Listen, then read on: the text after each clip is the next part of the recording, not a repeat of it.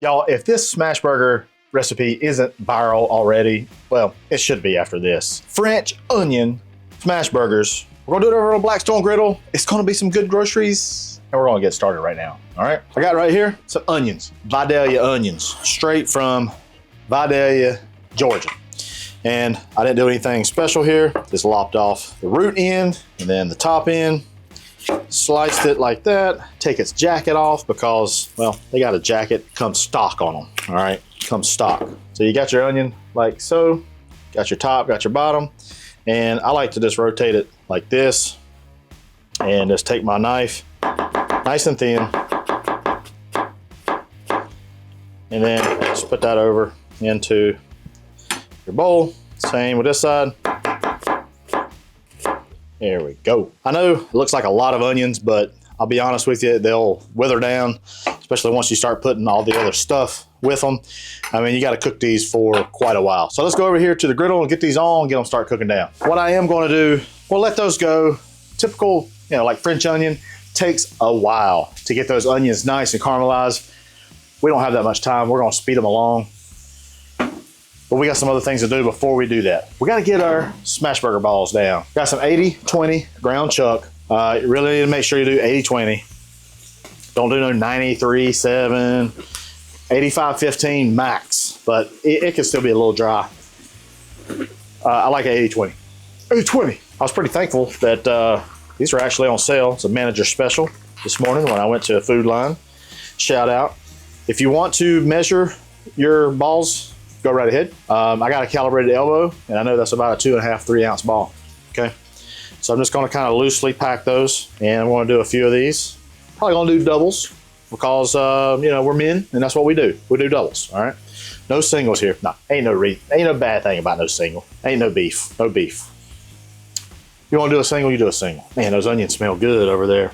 We got some more. We got some more flavors to go. You could also take, for those of you that's been around for a while, you can take a 1/4 cup measuring tool and you can also scoop it out. That will get you right amount of ball, right size. So if you don't have that calibrated elbow, but I suggest you get one of these calibrated elbows. All right, we're gonna set those to the side. We're gonna go back over to our onions. All right, I didn't start this to begin with, sorry. I put the onions down, put the heifer dust down. I need to do better about hitting the record button. Basically, oil down, onions down, heifer dust. Heifer dust is my own seasoning. The onions, they have withered down pretty good, as you can see. But we're gonna help them out. We're gonna give them some more flavor. We're gonna get a little bit of aromatics, a little bit of thyme. That's always good. I'm gonna come in with a little bit of white wine, white cooking wine. This right here is gonna really help kind of dissolve those onions. I like to come in with some balsamic vinegar. It's gonna give it a nice brown color. And something that I like to do, a little Worcestershire sauce. Now, let's give her a mix. There we go. See they're already withered down really, really nice. So I'm just gonna let these go for, I don't know, another 5 minutes or so, see what they like. Also, I like to take a little unsalted beef broth just to help bring some more moisture into this. And it helps break those onions down a little bit more. Boy, it smells French oniony out here already. It's better than a French hooker, right? Looking a little dry, we're hitting with some more balsamic vinegar, a little bit more beef broth. That's gonna make it good right there. I don't know if I hit record or not. I'm really stinking today, but I made some Gruyère cheese. This is some smoked Gruyère cheese. That's what's generally on top of a French onion soup. Nice melty cheese. I wanna lay some down on each patty. That kind of thing, all right? Let's see what we got here. Onions need probably just a little bit more time. We're gonna give those another 5 minutes, we'll come back. Look at those bad boys. Get your thyme out of there, get thyme strings. I think that's all. Here's another one. Boy, you don't want Aunt Becky to get that. Boy, she will be on you like a dang hobo on a Hot Pocket. There we go. All right, onions right there. Now, we got a little bit of a mess here. We don't want that to burn. Just gonna scrape that off. We want it nice and tidy for our smash burgers. All right, we're gonna bring the temperatures up. Smash burgers, we want it nice and hot. As said by my griddle temperature magnet, Nice little reference point for the side of your griddle. It accompanies with the meat temperature magnet as well. That tells you when the meat can be done. You won't be sick, or you cook it right. All right, we're gonna get this up and going, and we're gonna get some smash burgers going. As always with smash burgers, you wanna get your mise en place ready. We'll go ahead and toast our buns up a little bit, because you really don't have time to do that. Add a little mayonnaise to those bottoms. A little bit of the, get them on the top. I like to hit that with a little bit more mayonnaise. That's just because, mayonnaise is state law. Get those over on our cutting board. They will be ready to go. Griddle temperature, yeah, we're still not quite hot enough. We're right at 400 degrees. I want it 450. While this is warming up, let's talk about smashers. I like to use this is like a silicone mat from Lowe's, as well as their new smasher. It's got a nice little protector on there so it don't get so hot. This right here makes it to where you don't have to use parchment paper. This is what I like to use. Use whatever you like, but this is a pretty cool little addition. There we go. We're 430, anywhere from 430 to 450. So 436, that'll work just fine. Guys, let's go. We'll put one of our balls right there. Put another one right there. You want to take your mat with the lip kind of towards you so you can get it. Put it about right in the middle. You want to give her a smash. I like to rock it back and forth. I like to hold it for about 10 seconds or so if you can. Just really gets that contact patch nice and set. There we go. Same thing.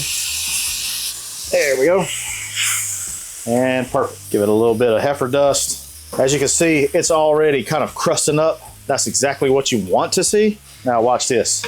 Look at that crust. Bam. Now, here comes the good part.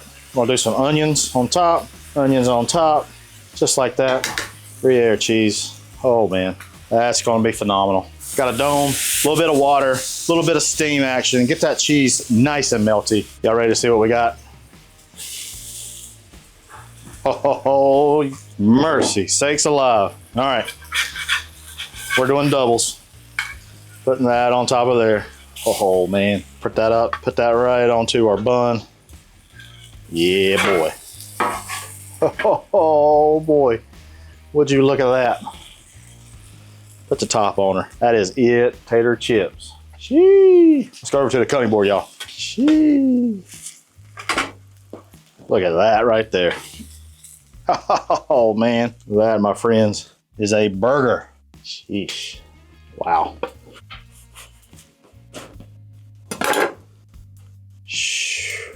Oh, look at that. I mean, not get any better than that, y'all. Dang, boys. Let's give this a try. Nice and hot.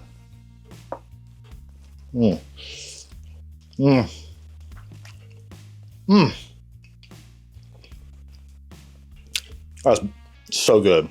It's like an onion burger, but better. Those onions are fantastic. We kept on adding that beef stock, balsamic vinegar, white wine, and it just kept reducing, and it made it just luscious, luxurious. That Gruyere cheese is fantastic as well. Ain't nothing no better right there.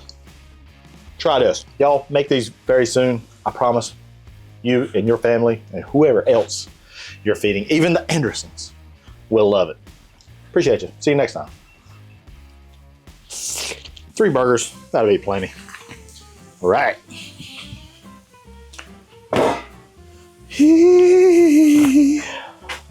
Don't need those gloves no more.